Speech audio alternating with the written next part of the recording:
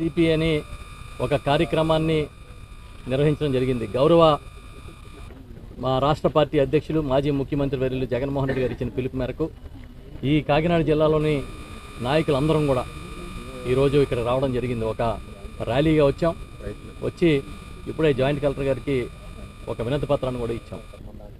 మీకు తెలుసు 7 నెలల పరిపాలనలో సూపర్ 6 అమలు చేయకపోగా వాళ్ళు అమలు చేసే సూపర్ 6 ఏంటంటే కక్ష సాధింపులు చేయడం, వైఎస్ఆర్ పార్టీ కార్యకర్తల మీద నాయకుల మీద కేసులు పెట్టడం, రైతుల్ని గాలికి వదిలేయడం, ఇచ్చిన హామీ ఒక్కటి కూడా నెరవేర్చకపోగా హామీల గురించి ఎవరన్నా అడిగితే వాళ్ళని తప్పుడు కేసులు పెట్టి వేధించడం, ఉచిత ఇసుక ఆ పేరుతో దోపిడీ, ఇంకా లిక్కర్ పాలసీ మీకు తెలుసు.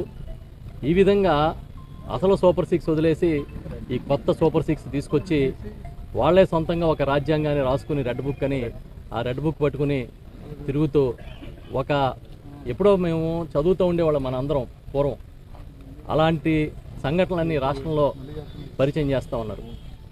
అయితే మీరు ఎన్ని చేసినా వైఎస్ఆర్ పార్టీ ఆత్మస్థైర్యాన్ని దెబ్బతీయలేరనేది జగన్మోహన్ రెడ్డి గారు చాలా గట్టిగా చెప్పి ఈ రోజు నుంచి ఆందోళన కార్యక్రమాలని ప్రారంభింపజేశారు. ఈరోజు ఇప్పుడే మేము ఇచ్చాం. జగన్మోహన్ రెడ్డి గారు వైఎస్ఆర్ రైతు భరోసా పేరిట పెట్టుబడి సాయాన్ని రాష్ట్రానికి తొలిసారిగా ఇంట్రడ్యూస్ చేసి క్రమం తప్పకుండా చెప్పిన డేట్కి ఇచ్చేవారు. నేను వస్తే 20,000 ఇస్తాను రైతుకి అని చెప్పిన చంద్రబాబు నాయుడు కన్వీనియంట్గా ఆయన హామీ మర్చిపోయి ఈ 7 నెలల కాలంలో కనీసం ₹1 ఇవ్వలే. మొన్న వచ్చిన తుఫాన్లకి ఇన్పుట్ సబ్సిడీ ఇవ్వలేదు. ఇంతకుముందు జగన్మోహన్ రెడ్డి గారు ఉన్నప్పుడు ఇన్పుట్ సబ్సిడీని ఏ సీజన్లో ఆ సీజన్ ఇచ్చే కార్యక్రమం చేసేవారు. ఉచిత పంటల బీమా పథకాన్ని ఎత్తేశారు. ఇంతకుముందు ఈ క్రాప్ చేయించుకుంటే చాలు ఉచిత పంటల బీమా ఆటోమేటిక్గా వచ్చి వేలాది కోట్ల రూపాయలని వాళ్ళకి బీమా కింద ఈ రాష్ట్రంలో 5 ఏళ్ల కాలంలో ఇచ్చిన పరిస్థితి నుంచి ఈరోజు మీకు మీరే ప్రీమియం కట్టుకోండి, లేకపోతే మీరు చావండి గాలికి వదిలేసిన పరిస్థితి కూడా మనం చూస్తూ ఉన్నాం. దాంతోపాటు ఇంకా ధాన్యం కొనుగోలు అయితే చాలా భయంకరమైన పరిస్థితి.